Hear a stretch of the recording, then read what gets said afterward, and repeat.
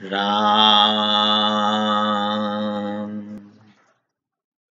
यह प्रवचन श्रद्धेय सेठ जी श्री जयदयाल जी गोयनका द्वारा स्वर्गाश्रम टिपरी पर हुआ। पैच संख्या 156, प्रवचन संख्या 7। विषय वैराग्य और उपरति का विषय। संसार के पदार्थों में राग न रखें। गुलाब, इत्र आदि को मूत्र के समान समझना चाहिए। इनसे मन प्रसन्न होता है, यह केवल भ्रम है। विषयों को तो मन पसंद करता ही है, पर उनमें फायदा नहीं है। मन को वे चाहे अच्छे लगते हों, पर उनका आदर करना अति नीचे गिरना है। ये सांसारिक पदार्थ भगवत भजन से हटाने वाले हैं। संसार के भोगों को अपनी इच्छा से न भोगें, उनमें वैराग्य बुद्धि रखें। जमीन में सोना, मोटा खाना चाहिए। यदि कोई घर वाला नाराज हो, उनकी प्रसन्नता के लिए वह काम एक बार कर लें। भगवान में प्रेम करना चाहिए। भोगों में तो प्रेम है ही। सांसारिक भोगों के रस व्यर्थ हैं, उनका परिणाम बुरा है।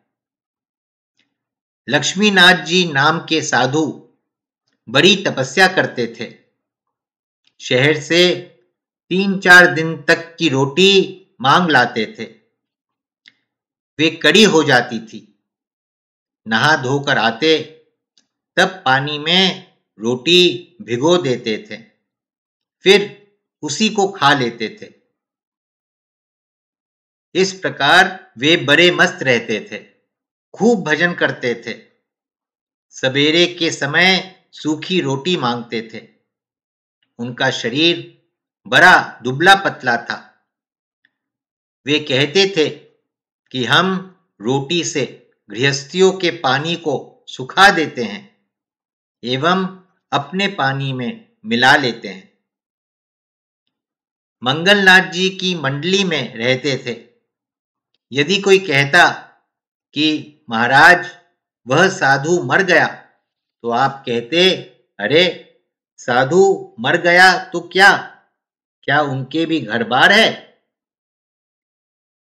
कोई गृहस्थी उनसे सांसारिक बात छेड़ देता या किसी के राग द्वेष की, तो कुछ देर में वे शंकर शंकर कहकर उठकर भाग जाते थे।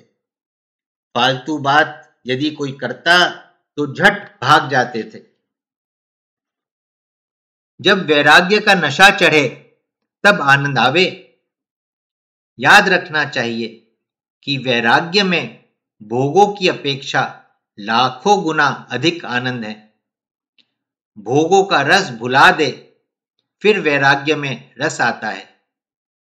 ध्यान में वैराग्य से भी अधिक रस आता है। गीता के 5वें अध्याय के 21वें श्लोक में भगवान कहते हैं, बाह्य स्पर्शेष्वसक्त आत्मा विन्दत यात्मनि यत् सुखम स ब्रह्म योग युक्तात्मा सुखम अक्षयमश्नुते। अर्थात बाहर के विषयों में आसक्ति रहित अंतःकरण वाला साधक आत्मा में स्थित जो ध्यान जनित सात्विक आनंद है, उसको प्राप्त होता है। तदनंतर वह सच्चिदानंद घन पर ब्रह्म परमात्मा के ध्यान रूप योग में अभिन्न भाव से स्थित पुरुष अक्षय आनंद का अनुभव करता है। 5वें अध्याय के 24वें श्लोक में भगवान कहते हैं, योन्तः सुखोन्तरारामस् तथांतर ज्योतिरेव यः स योगी ब्रह्म निर्वाणम ब्रह्मभूतोऽधिगच्छति।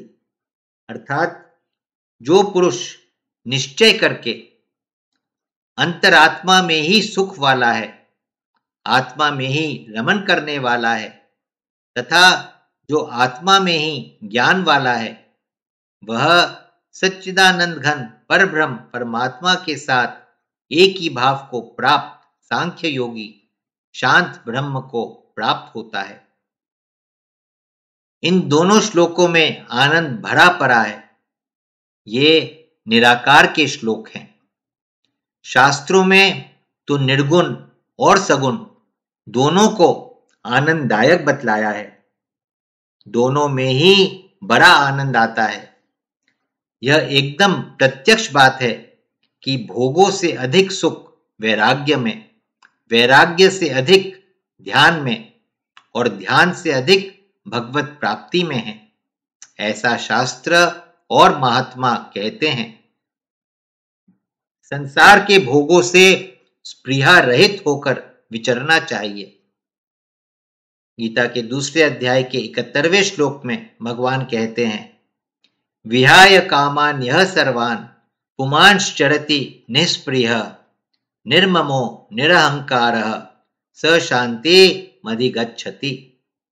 अर्थात जो पुरुष संपूर्ण कामनाओं को त्याग कर ममता रहित, अहंकार रहित और स्पृहा रहित हुआ विचरता है वही शांति को प्राप्त होता है। अर्थात वह शांति को प्राप्त है।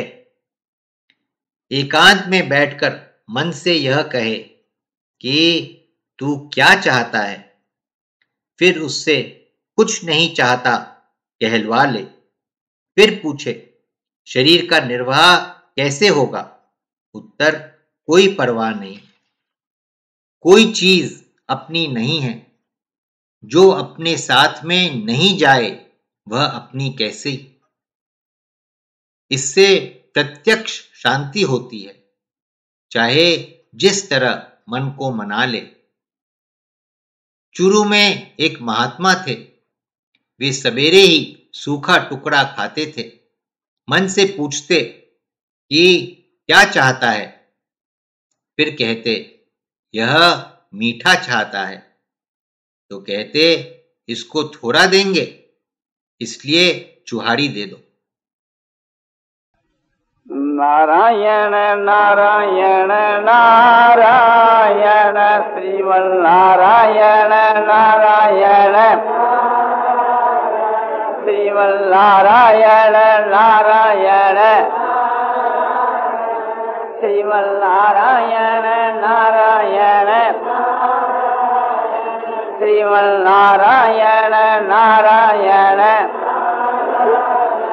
श्रीमन्नारायण नारायण श्रीमन्नारायण नारायण श्रीमन्नारायण नारायण श्रीमन्नारायण नारायण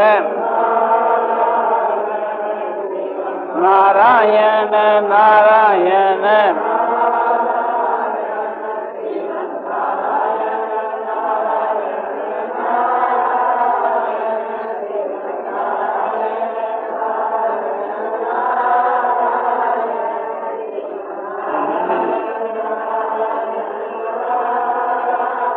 आनंदमय आनंदमय पूर्णानंद अपारानंद शांतानंद घनानंद अचलानंद ध्रुवानंद नित्यानंद बोधस्वरूपानंद ज्ञान स्वरूपानंद आनंद ही आनंद आनंद ही आनंद शांति शांति शांति।